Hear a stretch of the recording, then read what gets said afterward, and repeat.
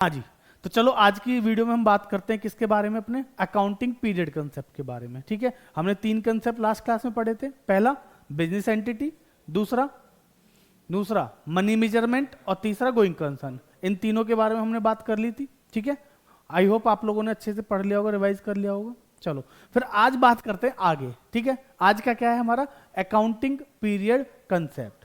बहुत सिंपल है। अगर मैं अकाउंटिंग पीरियड की बात करूं तो अकाउंटिंग पीरियड हमारा स्टार्ट कब से होता है जी? 1 अप्रैल से। अकाउंटिंग पीरियड शुरू होता है 1 अप्रैल और खत्म कब होता है हमारा? 31 मार्च। ठीक है ना। तो अकाउंटिंग पीरियड कंसेप्ट बताता है कि भैया देखो ये कुछ नहीं है, ये एक ऐसे बोलो स्पेन ऑफ टाइम बोल लो, यानी कि साल का एक हिस्सा है जिसके लास्ट में हम अपने फाइनेंशियल स्टेटमेंट क्या करते हैं? तैयार करते हैं, प्रिपेयर करते हैं।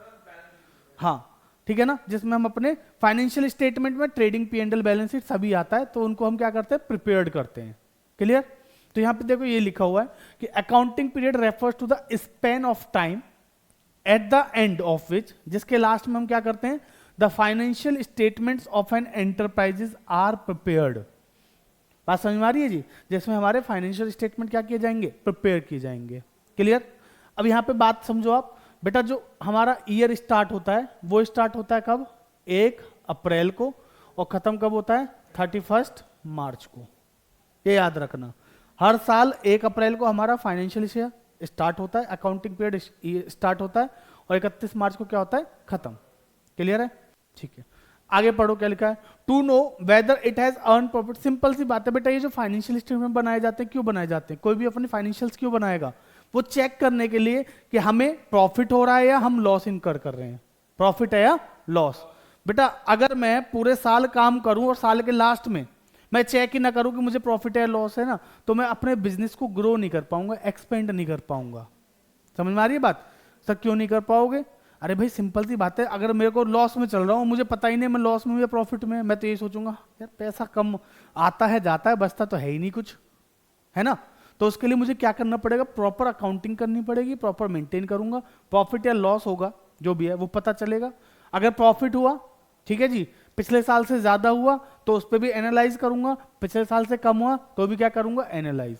ज्यादा हुआ तो एनालाइज करने का कारण क्या है कि भाई ऐसा मैंने क्या किया जो प्रॉफिट ज्यादा हुआ, है ना, या मैंने ऐसा क्या किया कि जिसकी वजह से मेरे को क्या हुआ? प्रॉफिट कम हुआ, है ना।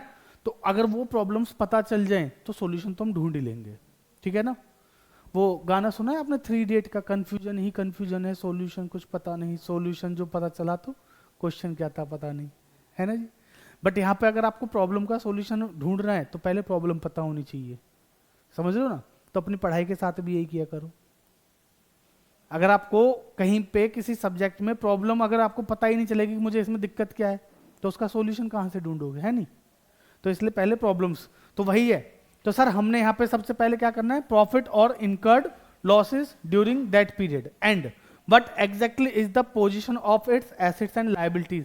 और सर हमें ये भी पता चलेगा कि eight the end of the year हमारी एसेट्स कितनी है और हमारी लायबिलिटीज कितनी है।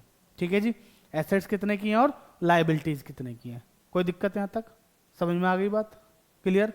अगले पे चलें। ठीक है, अभी लिखोगे? फायदा नहीं है ना, फिर कुछ लंबा हो जाएगा, है? हाँ मैं आपको ये जो नोट्स शेयर कर दूंगा, है ना, तो आप उसमें से आराम से पहले एक बार पढ़ के फिर बिना देखे लिखना तो ज्यादा सही रहेगा। ठीक है जी। अगले पे चलते हैं जी। हमारा नेक्स्ट कंसेप्ट क्या है? Cost concept. कॉस्ट कंसेप्ट क्या कहता है? तो कॉस्ट कंसेप्ट भी कहते हैं, हिस्टोरिकल कॉस्ट भी कहते हैं। बात समझिएगा। कॉस्ट कंसेप्ट क्या कहता है ना? कॉस्ट कंसेप्ट कहता है कि भाई हम जितनी भी चीजें खरीद रहे हैं उसको पुट टू यूज तक। आप किसी दुकान से कोई सामान लेके आए, दुकान वाले को आपने जाके पैसा दिया, दुकान से सामान रिक्शे में लखवाया, रिक्शे वाले को पैसा दिया, फिर यहाँ पे लाके अपने बाहर से उस सामान को अनलोड करा के अपने यहाँ तक लेके आए, तो बेटा कह रहा है यहाँ तक के जितने भी खर्चे हैं वो आपकी कॉस्ट का पार्ट बनेंगे। तो आप जब भी कोई एसेट खरीदोगे तो आपकी कॉस्ट जो बनेगी वो कहां तक बनेगी? पुट टू यूज तक बनेगी। ठीक है ना। तो ये कहता है, कह रहा है जी concept require that all assets, जितनी भी एसेट्स हैं आपकी वो बुक्स में रिकॉर्ड होनी चाहिए। किस पे? At cost. Require that all assets are recorded in the books of accounts at their purchase price. ध्यान से समझिएगा, किस पे? परचेज प्राइस, विच इंक्लूड्स ध्यान से समझना, विच इंक्लूड्स परचेज प्राइस में क्या क्या आएगा सर, कॉस्ट ऑफ एक्विजिशन, जो मैंने आपको बताया कॉस्ट ऑफ एक्विजिशन मतलब उस दुकान वाले को आपने जो पेमेंट करी है वो, यानी कि सामान खरीदने के लिए जो पैसा दिया। मैं दुकान वाले के पास गया, मैंने कहा भैया मुझे एक एसी चाहिए, उसने कहा भैया ठीक है 30,000 रुपए का एसी है, तो मैंने उसको 30,000 रुपए दिए। क्या ये मेरी एसेट की कॉस्ट का पार्ट है? हाँ, ये हो गया कॉस्ट ऑफ एक्विजिशन। फिर मैंने उसको ट्रांसपोर्टेशन, मैंने कहा रिक्शे वाले को पैसे दिए, मैं भैया पहुंचवा दो, कह रहा भैया अपने आप लेके जाना है। मैं तो बाइक से गया था, बाइक पे तो एसी आता नहीं ना, तो मैंने एक रिक्शे वाले को, ऑटो वाले को पकड़ा, मैं भैया इसको वहां पहुंचा दो हमारी कोचिंग पे, कितने रुपए लोगे? कह रहे भैया 150 रुपये लेगा। मैं कहा ओके, 150 रुपये उसको दिए। तो ये क्या है मेरा कॉस्ट ऑफ ट्रांसपोर्टेशन। फिर अब एसी को मैं खुद तो इंस्टॉल नहीं कर सकता ना भाई, मैकेनिक थोड़ी हूँ, है ना, कॉमर्स वाले हैं ना, वैसे भी इंजीनियर वाले थोड़ी, वो सिविल वाले, अरे इलेक्ट्रिक वाले, यार समझा करो, थोड़ा फीलिंग्स पे जाया करो, ऐसे मत हो, ठीक है जी। तो मैं इंस्टॉलेशन खुद तो नहीं कर सकता, तो मैं कंपनी के जो आजकल जो इंस्टॉल करने वाले आते हैं ना, पता है वो भी अलग से पैसे लेते हैं अब तो, इंस्टॉलेशन फ्री नहीं होता है, उसके पैसे जाते हैं। तो मैंने क्या किया, जो कंपनी वाले हैं मैंने उनके कस्टमर को कॉल किया, मैं भैया मेरे को एसी इंस्टॉल कराना, अपना बंदा भेज दो, बंदा बंदी जो भी भेजना है भेज दो। तो उन्होंने कहा ठीक है जी भेज देंगे, लेकिन आपको 2,000 रुपये देने पड़ेंगे इंस्टॉलेशन के। मैंने कहा ठीक है जी कोई बात नहीं भेज दो। तो वो जो इंस्टॉलेशन कॉस्ट है बेटा वो भी उसमें पार्ट होगा, है ना। मैंने क्या कहा, पुट टू यूज तक के सारे खर्चे। उन्होंने इंस्टॉल करके एसी का रिमोट दबाया, कहा सर देखो अब आपका एसी ठंडी ठंडी हवा फेंक रहा है। मैंने कहा हाँ फेंक तो रहा है, समझ रहे हो नहीं, फेंक तो रहा है यार। तो सर ये हो गया आपका इंस्टॉलेशन, क्या अब ये चलने योग्य हो गया नहीं हो गया? हो गया। तो बेटा यहाँ तक के जितने भी खर्चे हैं ना, यहाँ तक के जितने भी खर्चे हैं वो मेरे को, अब एसी की कॉस्ट मेरी कितनी पड़ी मुझे, 30,000 प्लस 150 रुपये रिक्शे वाले के प्लस 2,000 रुपये, टोटल हो गए 32,150 रुपये, है ना। अब कोई मेरे से आके पूछता भैया एसी कितने का आया, तो मैं क्या कहूंगा 32,150 का, ये नहीं कहूंगा 30,000 का आया, भाई 32,150 का पड़ा यहाँ तक। समझ आ रही है बात। तो एसेट्स को पुट टू यूज तक के खर्चे सारे लिखते हैं, ये कौन कहता है, कॉस्ट कंसेप्ट कहता है, आपसे याद रखना। अच्छा, and making the asset ready to use, installation में और making the ready to use एक ही बात है। रेडी टू यूज हो गया जी, चल गया, बस वहां तक के खर्चे आपकी कॉस्ट का पार्ट बनेंगे, ठीक है जी। 1 महीने बाद एसी में कुछ दिक्कत हो गई, वारंटी में ऐसा चेंज करा लो, थोड़ी सी दिक्कत थी, मैंने कॉल किया, लड़का आ गया, काम करके चला गया, उसने 500 रुपये ले लिए। देखो अब आप कहोगे सर ये तो कोई लॉजिक नहीं हुआ, वारंटी में तो 500 रुपये की दो, चलो मान लो 1 साल के बाद आया, वो 2 साल की, वो 1 साल की जो वारंटी आती है उसके बाद आया है, ठीक है, दिक्कत आ गई थी। अब जो इसमें काम हुआ, क्या वो कॉस्ट का पार्ट बनेगा? नहीं सर, एक बार पुट टू यूज होने के बाद चाहे आप 50,000 का खर्चा कर लेना, वो कॉस्ट का पार्ट नहीं बनेगा, वो क्या बनेगा, उसका रिपेयर में जाएगा, वो खर्चा है, नॉर्मल एक्सपेंस है, वो उसकी कॉस्ट का पार्ट नहीं बनेगा। बात समझ में आ गई। तो सर पुट टू यूज तक के जितने भी खर्चे हैं वो एसेट की कॉस्ट का पार्ट बनते हैं, ये कॉस्ट कंसेप्ट कहता है जी। हाँ अरे नहीं होता नहीं है ना, मैं तो बस ऐसे एक एग्जांपल बोल दिया, चाहे आप 50 का कर लेना, वो ऐसे बोल रहा हूँ, समझो, ठीक है ना, बात समझ में आई। तो सिंपल सी बात ये है कि पुट टू यूज तक के जितने भी खर्चे हैं वो एसेट की कॉस्ट का पार्ट बनते हैं, ये हमारा कॉस्ट कंसेप्ट कहता है, बात खत्म, ठीक है, कोई दिक्कत यहां तक। अब आगे पढ़ो। Important limitation of the historical cost basis is that it does not show the true worth of the business and may lead to hidden profits. Sir इसका क्या मतलब है? ये तो कुछ नई नई सी बात कह रहा है बेटा। लिमिटेशन तो जानते ही हो आप क्या होता है, क्या होता है लिमिटेशन? अच्छाई बुराई है, डिसएडवांटेज होता है ये। एडवांटेज अलग चीज है, लिमिटेशन यानी कि बुराई, ठीक है जी। एक लिमिटेशन ये है कि जो ये हिस्टोरिकल कॉस्ट भी बोलते हैं इसको, कॉस्ट कंसेप्ट और हिस्टोरिकल कॉस्ट कंसेप्ट एक ही बात है, मैं लिख देता हूं लो हिस्टोरिकल कॉस्ट भी।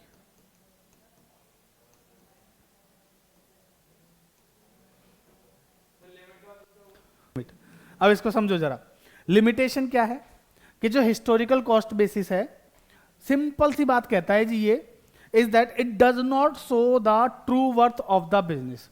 ये बिजनेस की ट्रू वर्थ नहीं बताएगा, यानी कि ट्रू वैल्यू जो आपके बिजनेस की है वो नहीं बताएगा। भाई जब मैंने एसी को कितने का लिखा अपनी बुक्स में, 32,150 रुपए का, 32,150 रुपए का, लेकिन आज उसकी वैल्यू हो सकता है कितनी हो, 2 साल के बाद उसकी वैल्यू हो गई हो सिर्फ, नहीं 80,000 कैसे हो जाएगी, वो तो कॉस्ट का पार्ट ही नहीं बनेगा ना, वैल्यू कम होगी, डेप्रिशिएबल एसेट है ना, तो इसकी वैल्यू मान लो होगी 12,000, ठीक है ना, तो लेकिन मेरे बुक्स में तो वो उतनी लिखी होगी ना 32,000, तो उससे मैं करेक्ट वैल्यू नहीं पता कर पाऊंगा। बात समझ में आ रही है यहाँ तक, कोई दिक्कत? आगे पढ़ो क्या लिखा है। हाँ इसीलिए तो कह रहा ही है, worth of the business and may leads to hidden profits. तो अगर किसी एसेट की वैल्यू क्या हो गई, बढ़ गई, एसेट की वैल्यू क्या हो गई किसी की, बढ़ रही है, लेकिन मैंने क्या लिख रखी है, कम लिख रखी है। जैसे सपोज मैंने कॉस्ट पे खरीदी थी, मैंने एक जमीन खरीदी, लैंड, उसको खरीदा मैंने 2 लाख रुपए का, अब से 20 साल पहले, मेरा बिजनेस 20 साल से चल रहा है, बिजनेस के नाम पे ही है वो, तो बेटा बुक्स में तो वो 20 साल से जो है 2 लाख ही लिखी होगी ना, क्योंकि लैंड पे डेप्रिसिएशन तो लगता नहीं है। समझ में आ रही है बात? लेकिन आज एक्चुअल में उसकी वैल्यू कितनी है, 2 करोड़। तो कहीं ना कहीं यहाँ पे एक हिडन प्रॉफिट दिखाई दे रहा है आपको। मोबाइल अलग चीज है दोस्त, मोबाइल की बात नहीं करेंगे अभी मोबाइल की बात नहीं करेंगे अभी, है ना। समझ में आ गई बात? देखो सबसे बढ़िया एग्जांपल यहाँ पे यही है कि जैसे हम लैंड को क्या करते हैं, कॉस्ट पे रिकॉर्ड करते हैं, डिमांड सप्लाई, इको में पढ़ोगे, डिमांड सप्लाई, पर तुमने तो इको ली नहीं है बेचारा ठीक है जी। अब जरा बात को समझो, इसका एक इंपॉर्टेंट लिमिटेशन क्या है जी हिस्टोरिकल कॉस्ट का, कि जो है हमारा सिंपल सी बात ये कह रहा है हिस्टोरिकल, नहीं सच्चाई तो ठीक है, वो नहीं बात सच्चाई की नहीं है, बात ये है कि जो कॉस्ट है, जब हम सारी चीजों को कॉस्ट पे लिखेंगे तो भैया प्राइस अगर किसी चीज का बढ़ रहा है, किसी चीज का प्राइस बढ़ रहा है मैंने लिख रखी है 5 लाख की, मेरी लैंड है 5 लाख रुपए की, लेकिन प्राइस हो गया उसका 12 लाख रुपए, तो सर 5 ही रहेगा ना, तो उसकी वजह से वो जो 7 लाख का जो मेरा प्रॉफिट है वो क्या है, छुपा हुआ है ना। जब मैं बेचूंगा उसको तभी उस प्रॉफिट को मैं रिकॉर्ड कर पाऊंगा। समझ में आ रही बात? तो मतलब ये पता नहीं चल पाएगा ये जो छुपा हुआ प्रॉफिट, और अच्छी बात है छुपा हुआ प्रॉफिट छुपा रहे तो ज्यादा अच्छा है, क्योंकि जब हमें प्रॉफिट पता चल जाते हैं तो हम उसको फटाफट से क्या करते हैं, रियलाइज कर लेते हैं, कैश के में कन्वर्ट कर लेते हैं। समझ में आ रही बात? कोई दिक्कत यहाँ तक? चलिए फिर अगले पे चलते इसको, हाँ जी यहाँ तक आगे समझ में, ठीक है। तो अगले टॉपिक पे चलते हैं। अगला टॉपिक क्या है हमारा, ड्यूअल एस्पेक्ट कंसेप्ट। ठीक है जी सर, ड्यूअल एस्पेक्ट का मतलब क्या है बेटा? देखो अकाउंटिंग का सबसे बेसिक कम ये है, सबसे बेसिक एजम्पशन क्या है अकाउंटिंग की, कि ये ड्यूअल एस्पेक्ट है। ड्यूअल एस्पेक्ट मतलब हर ट्रांजेक्शन के 2 इफेक्ट होंगे। समझ में आ रही है बात? आप जितनी भी ट्रांजेक्शन करते हो हर ट्रांजेक्शन के 2 इफेक्ट होते हैं। भाई सिंपल सी बात है, आज मैं आपको पढ़ा रहा हूं, यहां पे 1 ट्रांजेक्शन ही 2 ट्रांजेक्शन है। नहीं आप मुझे नहीं पढ़ाओगे, आप मुझे पैसे दोगे भाई, क्या कल हम आपको पढ़ाएंगे? नहीं, आज मैं आपको पढ़ा रहा हूं, लेकिन इस पढ़ाने के बदले मुझे आपसे क्या मिल रहा है, कैश मिल रहा है। तो यहाँ पे 2 चीजें हो गई, एक आपके लिए क्या, आप अपने हिसाब से देखो तो आपके लिए क्या है, एक तो फीस और एक कैश, ठीक है ना। आप अपने यहाँ पे एंट्री जो करोगे, ठीक है, मेरे लिए भी वही है, मेरे लिए एक तो इनकम है प्लस क्या है, एक सर्विस दे रहा हूं आपको मैं। समझ में आ रही बात? कैश आ रहा है, सर्विस दे रहा हूं, तो 2 चीजें हैं। कोई भी चीज ले लो, आप मोबाइल खरीदने गए दुकान पे, तो वहां पे भी 2 चीजें हैं, एक तो मोबाइल फोन खरीदा, बदले में आपने क्या दिया, पैसा दिया। हर ट्रांजैक्शन में 2 अकाउंट कम से कम इन्वॉल्व हो गए। ये हम पढ़ेंगे किसमें, ये हम पढ़ेंगे आपके 6 चैप्टर के बाद से। नेक्स्ट चैप्टर जो है हमारा 6 रूल्स ऑफ डेबिट क्रेडिट, उसके बाद से पढ़ेंगे। बात समझ में आ रही है यहाँ तक? कोई दिक्कत? क्लियर है? चलो फिर आगे पढ़ते हैं जरा, क्या है ये कहता है जी dual aspect is the foundation और बेसिक प्रिंसिपल ऑफ अकाउंटिंग। ठीक है ना, ये एक बेसिक प्रिंसिपल है किसका, अकाउंटिंग का। समझ में आ गई बात?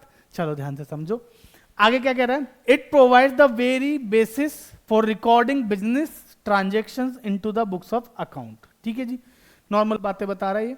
This concept state that every transaction, ध्यान से समझिएगा, every transaction has a dual और 2 फोल्ड इफेक्ट। हर ट्रांजेक्शन के कितने इफेक्ट हैं, 2। ठीक है, and should therefore be recorded at 2 places. और हर ट्रांजेक्शन को बेटा इसीलिए कहीं कम से कम कितनी जगहों पे लिखा जाएगा, 2 पे। ठीक है ना, क्लियर है? पहली चीज जैसे मैंने बोला, हमने फर्नीचर परचेज किया, तो एक तो कहां पे लिखा जाएगा, फर्नीचर में, और दूसरा कैश में। क्लियर हो रही है बात? तो ड्यूअल एस्पेक्ट प्रिंसिपल यही कहता है।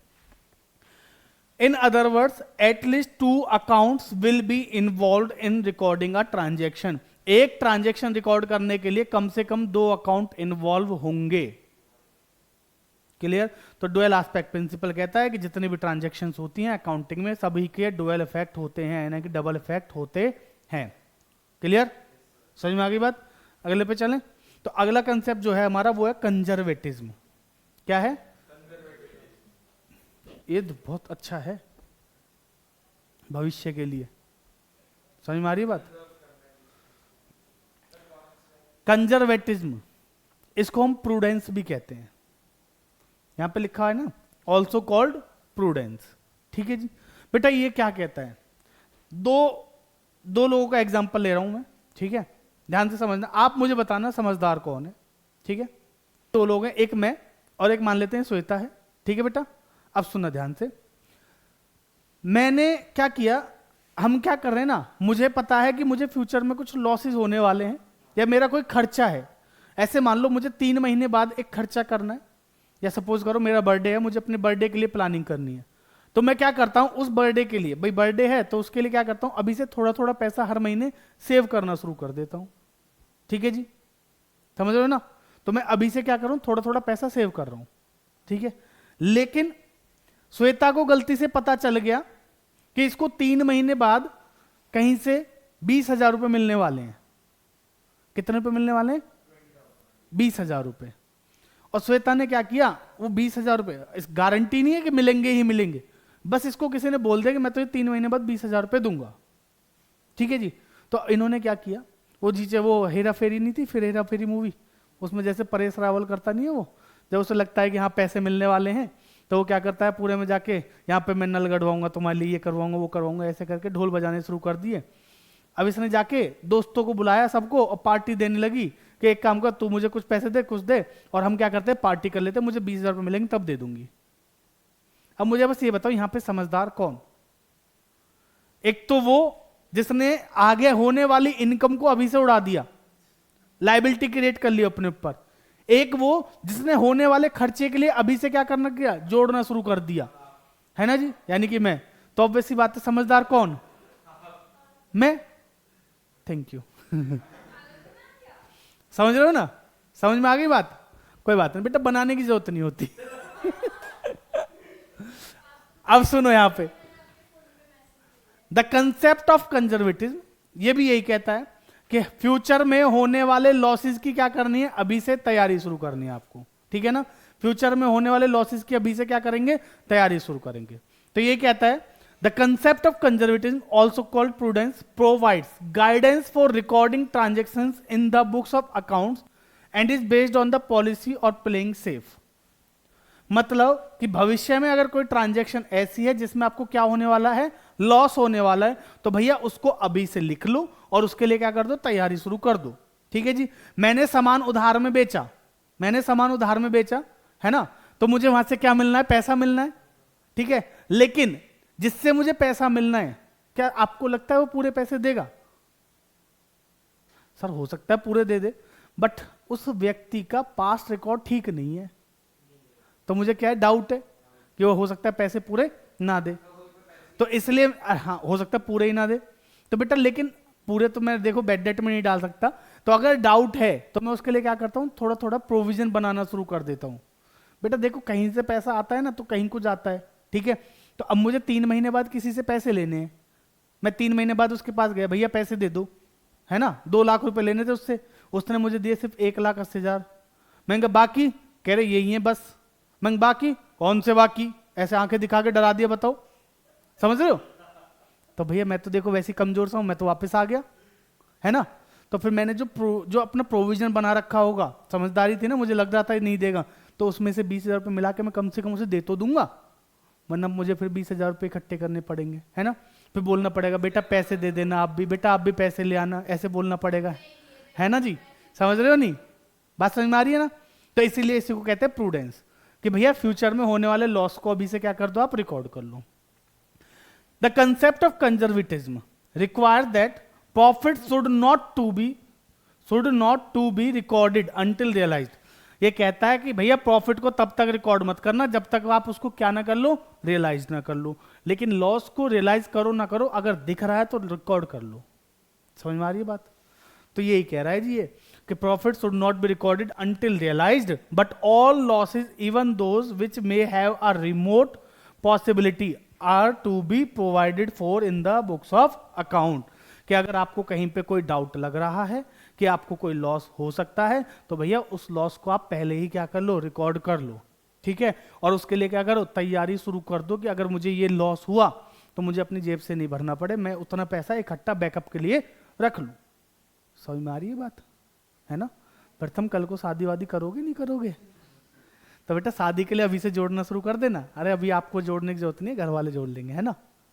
समझ रहे हो नहीं। अरे भाई सिंपल सी बात समझो, अगर किसी को शादी करनी है ना बच्चों की, तो अगर जॉब वाला व्यक्ति है तो वो क्या करता है, वो अभी से थोड़े थोड़े पैसे जोड़ने शुरू कर देता है, ठीक है ना। कि हाँ भाई आगे 4 साल बाद, 5 साल बाद, 10 साल बाद बच्चों की शादी करनी है, बच्चे 12th में 5-7 साल बाद शादी करनी है ना। हाँ देखो शादी के नाम पे कैसे खुश हो गए, हे भगवान। समझ में आ गई बात। क्लियर है यहां तक। तो ये था हमारा कौन सा, कंजर्वेटिज्म कंसेप्ट, ठीक है जी। हमने पिछली क्लास में, पिछले वाली में 3 किए थे और आज हमने कर लिए 4, ठीक है। तो बस आज के लिए इतना ही रखेंगे, बाकी करेंगे अगली क्लास में। तब तक के लिए धन्यवाद। और हाँ, वीडियो को सब्सक्राइब करना मत भूलना, ठीक है। और बेटा चैनल को लाइक शेयर सब्सक्राइब कर देना। धन्यवाद।